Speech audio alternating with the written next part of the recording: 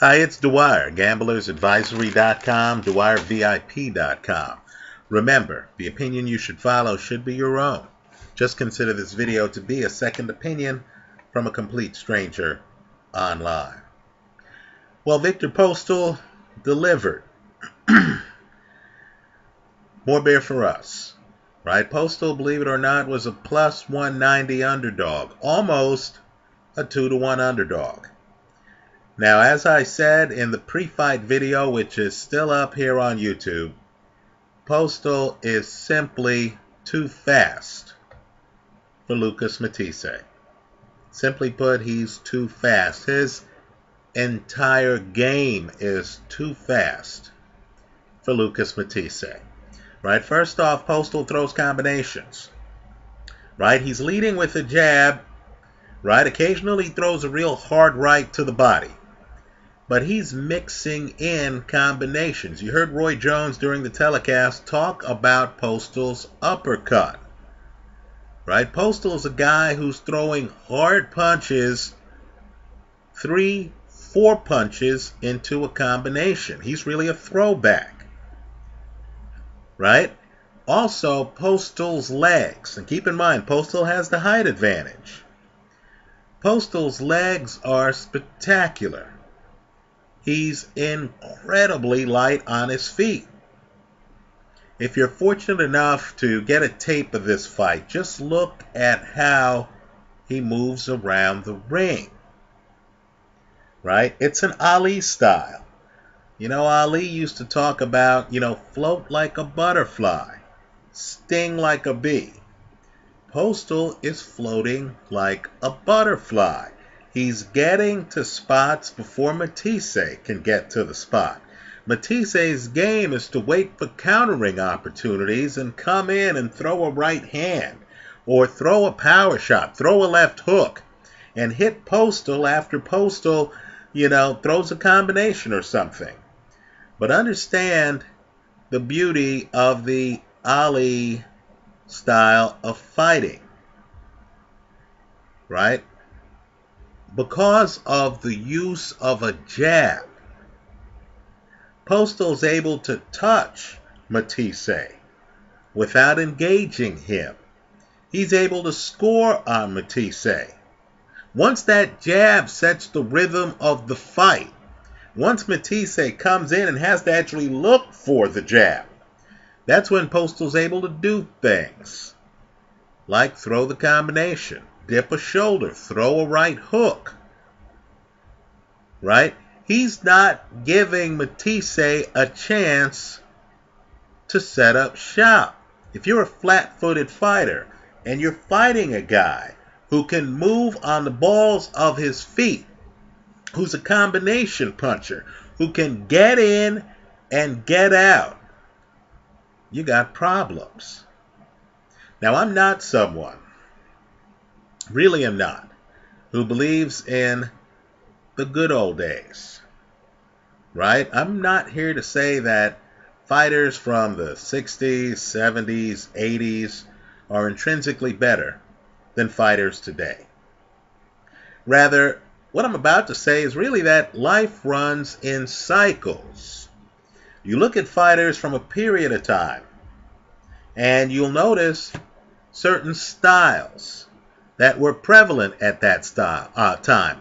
It's just like hip-hop, right? You listen to an MC from, let's say, the 1980s, and they sound a certain way. Their cadence is a certain way, right? The imagery is a certain imagery, right? Then, of course, you listen to, let's say a rapper from 10 years ago, and it's different, right? The music's different. The tempo's different. Then you listen to Drake today, and you say, okay, I can see that things have kind of changed. Right? But what you'll notice is that certain styles are timeless. Right? Back in the jazz age, brothers wore suits and, looked smooth, looked dapper. Right? Then, of course, you got Guys like Dizzy and stuff like that, bringing a little bit more of bebop, different flavor. Then you notice you get to Jimmy Jam and Terry Lewis, Morris Day, and brothers are back in suits, looking dapper. We're going to get back to that. It's just a matter of time. Things go in cycles. Now, there was a time, because of the dominance, and I mean the dominance, of Muhammad Ali in the 60s, he's that far ahead of his time, where heavyweights in the 70s, outside of, let's say, Ken Norton, George Foreman, Ron Lyle, but you had a lot of guys in the 70s and 80s who literally could get up on their toes, move around the ring, and work behind a jab. You don't see it that much now. Right? Guys like Vladimir Klitschko, even though Klitschko's a great athlete, is really flat-footed. Right? He's not trying to dance and stuff. What I want people to do is I want people to go back and look at the film of Larry Holmes, the fight where he gets decked by Ernie Shavers. Larry, who had a great jab, one of history's best. Right? Larry, who fought some fights flat-footed. He's not dancing that much in a lot of his fights. Larry's hurt. Badly hurt. His title hangs in the balance. He gets up and starts moving. Dare I say, he looks like Viktor Postol. It's a style. You're up on your toes. You're circling the guy. You're looking for openings. You're pumping a jab.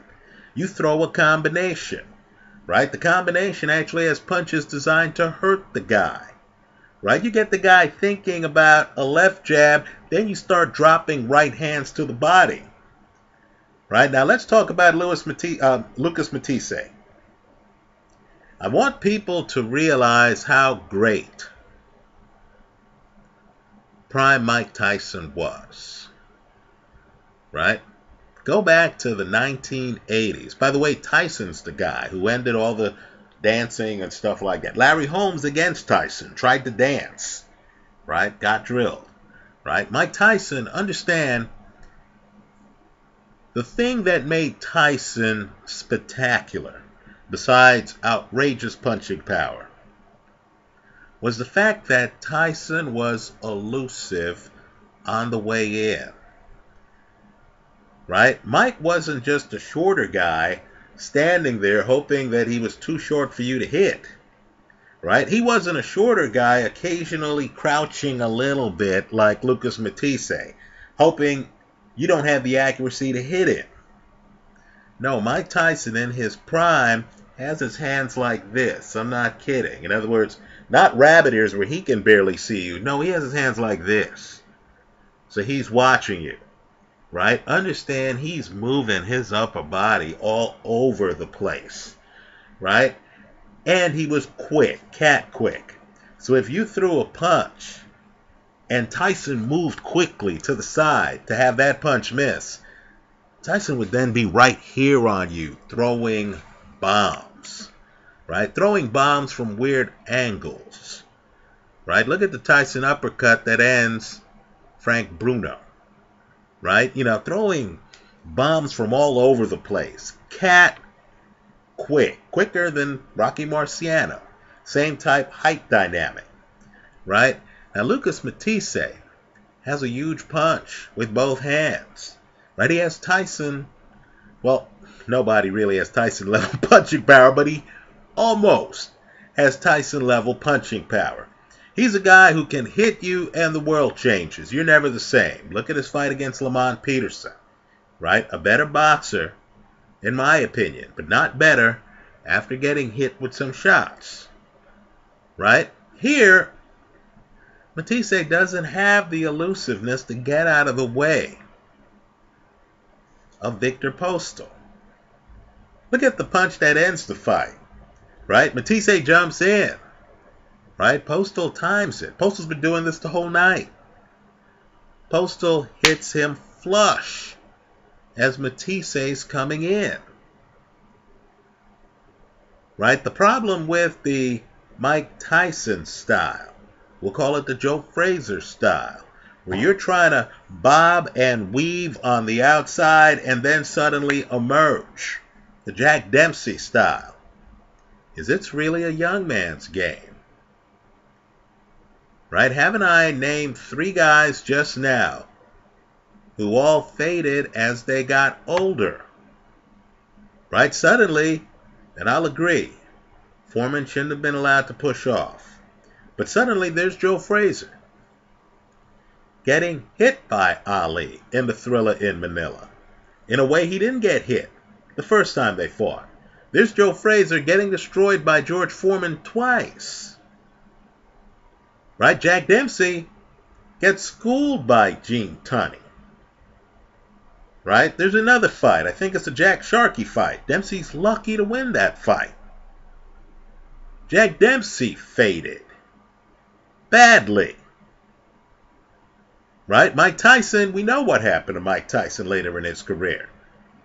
Right? There's the Mike Tyson before Buster Douglas. Then there's the Mike Tyson after Buster Douglas. They're barely the same fighter. Right? Tyson ends up getting spanked badly by Evander Holyfield before the world understood that Tyson was on the down escalator. Right? Lucas Matthysse is at an age where he doesn't have the reflexes. He doesn't have the elusiveness to avoid Viktor Postol's punches as he's coming in on the way in. I thought in the 7th round of this fight, he hurts Postol. Postol looks bad. It's clear. Matthysse hits harder than Postol. But understand, a hurt Postol was able to just take a step back, clear his head, move away. It's even worse than that. Matthysse is so obvious coming inside that Postol's able to just hug him. Right? He's able to just tie him up. The referee has to warn Postol about excessive holding. My point to you is this. You know something is wrong when the other guy is always able to tie up the shorter fighter. Right? What I want you to do right now, I know I refer to this guy in every video, but he's someone to look at. What I want you to do is to look at Miguel Cotto right now with Freddie Roach. Right? The Delvin Rodriguez fight. Was Delvin Rodriguez able to clinch and tie up Miguel Cotto? The Sergio Martinez fight. Was Sergio Martinez able to tie up Cotto with any kind of regularity? The Daniel Geale fight. Was Daniel Geale able to tie up Cotto with any kind of regularity? That's because Cotto's moving around the ring. He's not obvious. He's not always coming forward like Lucas Matthysse. He's not just waiting for counters to jump in, slowly. Right? Cotto is a guy with a big punch. As I've said, forget all this Cotto's not a real middleweight. The guy's knocking out middleweights. Right? Cotto's a guy with a big punch who's able to crouch, hide himself in the ring, come in with explosive punches. Now, Lucas Matthysse has the explosive punches, but he was getting tagged on the way in. It's interesting.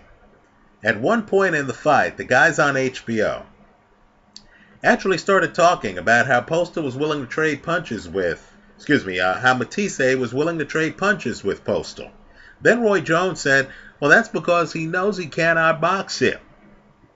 Right? And then the guys on the telecast agreed as a group that Matthysse had to trade punches with Viktor Postol to have a chance to win the fight. Now, I'm telling you, prime Mike Tyson, right, when he gets knocked down by Buster Douglas, I'm telling you, I was in Tijuana. We looked at Tyson on the canvas. It was shocking because Tyson actually had a knot above his eye. In other words, Mike Tyson, you hadn't even seen Tyson's face busted up before then. And this was a guy who was a dominant knockout puncher. Right? That's how ridiculous it was. You know, I can tell you, Roy Jones, when Roy Jones got stopped by Antonio Tarver, it was shocking. Because you had never seen Jones close to being hurt in the ring. And go back and look at Jones's record. Jones had a devastating left hook. Jones was in there stopping guys like Virgil Hill and stuff like that at the time. Vinny Pazienza. Right? Jones was a guy who sat down on punches. You didn't even know if he could take a punch. Jones had hardly been hit. Now here I'm watching Lucas Matthysse, and I'm telling you, 8th round, 9th round, he's getting hit with shots. Right? He's not elusive on the way in. Right? He's not, Tyson. He's not, Dempsey. He's not Joe Frazier. Right? He's a guy who's just bending down a little bit, waiting for an opportunity. If you're the shorter man, I'm telling you, you got to play it more like Miguel Cotto. Right? Even if you're the puncher in the fight. You have to make it so the other guy has a hard time finding you. Isn't it amazing that Miguel Cotto has been middleweight now for at least a couple of fights, right? The Sergio Martinez fight, the Daniel Gill fight. By the way, let me say, to the boxing hardcore who always comment on this, whenever I bring up Cotto's name, I'm against catch weights. I'll agree. Cotto has been fighting at the catch weights. We'll call it middleweight, right? He fought Daniel Gill at 157. He fights Sergio Martinez, I think, at 159. Right? But understand where Cotto's coming from. I believe Cotto started down at 140. Right? So Cotto is a far way from home. And isn't it amazing that against Sergio Martinez, right, a guy who stopped Sergei Zinzurich, for example, right, a guy who's a puncher, right, isn't it interesting that we don't know, even today, whether Miguel Cotto can take a punch at 157 to 160. Right? He fights Daniel Gill. We don't know if he can take a punch. Let me say this. Gennady Golovkin. Understand, Golovkin, hellacious KO puncher. One of the biggest hitters in the sport, pound for pound. Right? Golovkin is so elusive in when he steps deep in the pocket. He's so elusive. Can you name me the Golovkin fight where he gets hit and hurt and has to hold on? I know some people are going to say the Kasim Uma fight. Let's just say it doesn't happen that often.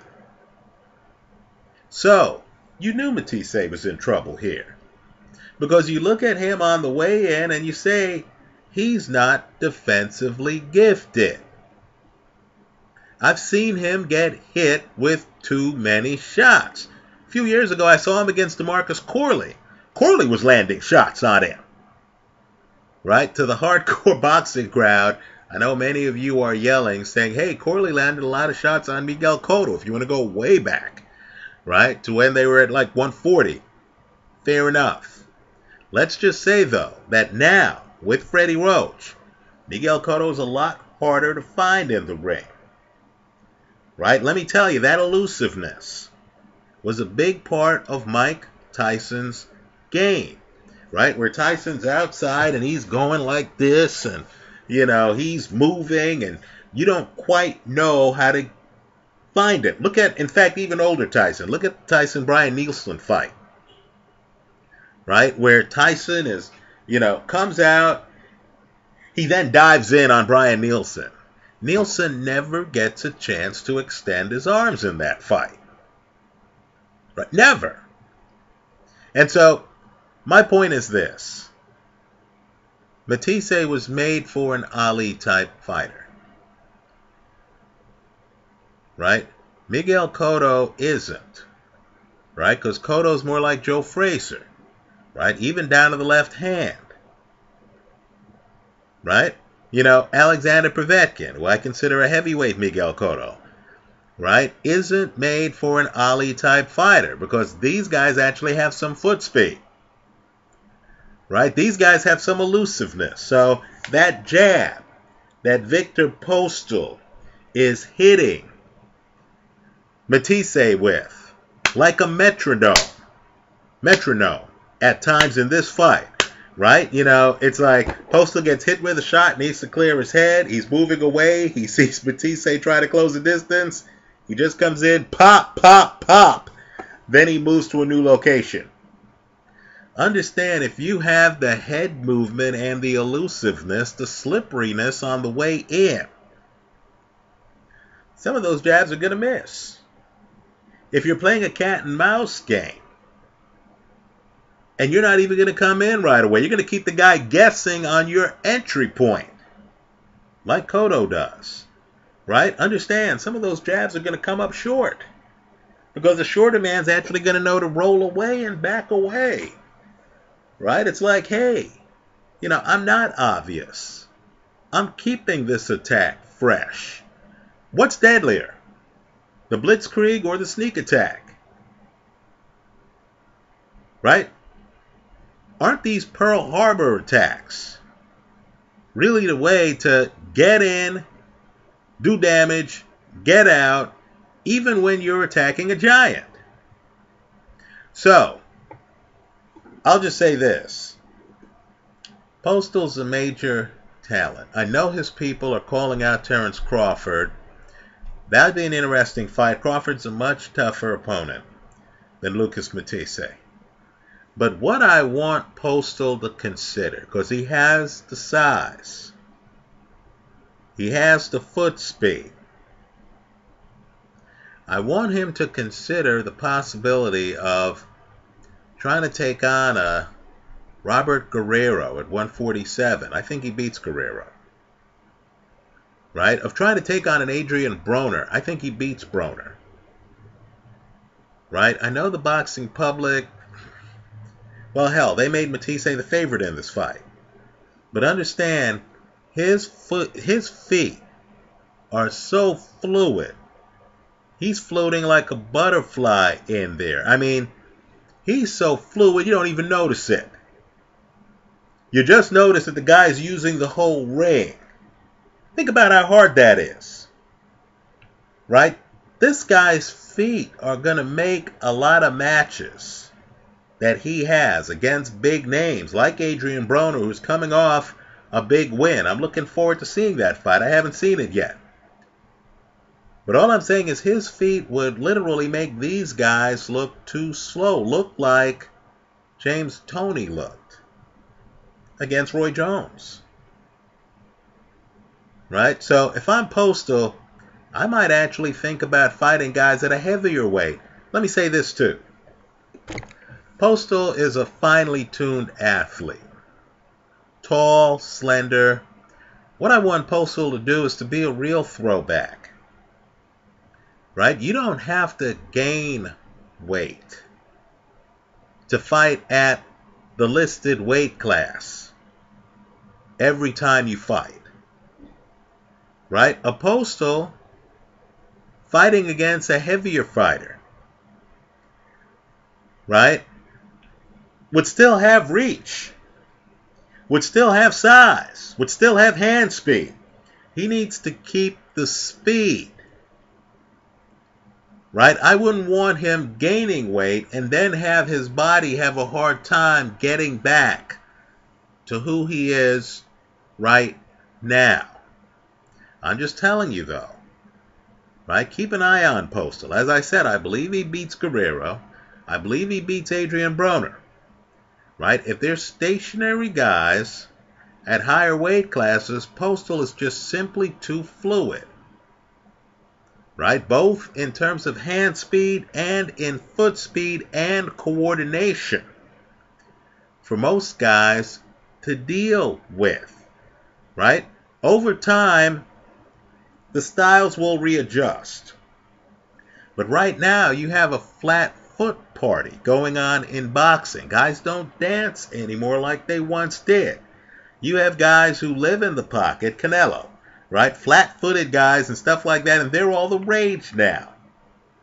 I'm just telling you that there's a different interpretation of the sport, right? Look at Ray Leonard, right? Guys moving around the ring. Keep in mind, Ray Leonard, pretty nice KO percentage for his career, had power, right? But chose to dance and throw combinations and stuff like that on his way to the KO. Let me say this too. You know, people were commenting on Postol's punching power and stuff like that. Understand, Postol has chosen to be fluid in the ring, right? He's chosen to be on the balls of his feet, to not be flat-footed. But make no mistake, there are moments in the Matthysse fight where he hurts Matthysse, then he goes flat-footed. Postol does have punching power. He just understands that to move, to float like a butterfly, you need to give up some of that punching power, right? So I hope people take a look at Postol, right?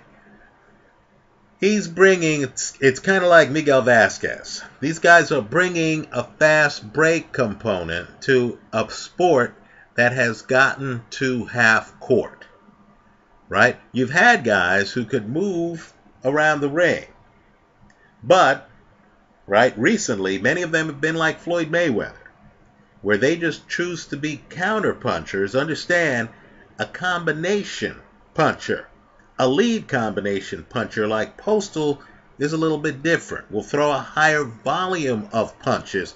Look at the volume of punches Postol's throwing. They actually mentioned on the HBO telecast that while Matthysse was landing more punches, Postol looked like he was doing more because he was throwing more punches even though he was inefficient. Right? I'm telling you, that's the way lead punchers think. Right? Postol can lead and he can counter. But he understood. He didn't have to wait on Matthysse, who was much slower than him. Right? So all I could say is, hey, more beer for us. Keep an eye on Viktor Postol. The kind of fighters I'd be nervous about if I were Viktor Postol, just to be blunt, are fighters with what I call ring coverage. A Sean Porter, for example. A Kell Brook. Right? These are guys who you look up, they're across the ring, then you look up the guys in your grill, right? Those are the kind of guys who I would worry about style-wise if I'm Viktor Postol. But an Adrian Broner, look, man, signed a contract today, right? That's a relatively easy fight. If Postol's on his game, moving around the ring, I'm not sure if there's anything Broner can do, and I do consider Broner a master chess player deep in the pocket, right? But he wouldn't be able to handle this level of hand speed and this level of movement and this level of fluidity and framing, right? Like Ali, Postol can do next to nothing in a round. And like Ali, the first round of the first Liston fight, he can win it. Simply because the guy is tall, the guy is slender, the guy has a certain Fred Astaire quality to him. Where you look at the guy, he just looks smooth, and then you say, what really did he do? Right? Then you kind of like realize that what he's doing is actually high level, moving around the ring, balance and stuff like that. And then you realize you're giving him style points when he hasn't even hurt the opponent. Right? I'm just telling you, stationary guys. Robert the Ghost Guerrero, master chess player, doesn't move around the ring that well. I don't think he'd have a chance against Viktor Postol. I'll say this, though. Right? The guy who, Andre Berto. Berto has ring coverage. Right? I know Berto lost to Mayweather. Berto, though, against Postol is an intriguing matchup, right? Because Berto would be able to surprise him. You need a guy who, can literally move across the ring quickly, can get inside of that jab, and then can force an Ali guy to try to hold him, and who has the speed to kind of mess things up. Manny Pacquiao would give Postol problems because Manny Pacquiao can move like Tyson. I'm talking about prime Pacquiao, right? I don't know what kind of shape Pacquiao's in post-surgery, but prime Pacquiao would be able to move and cause that jab to miss, right? Lucas Matthysse simply didn't have that level of elusiveness. That's why you won this play, taking the plus 190 underdog. Anyway, that's how I see it. Let me hear from you. Leave your comments for me here online. By the way, I will make a video on DeGale versus Bute. Let's just say this. I like DeGale in that fight. Let me hear from you. Leave your comments for me here online. Visit us at gamblersadvisory.com. Thanks for stopping by.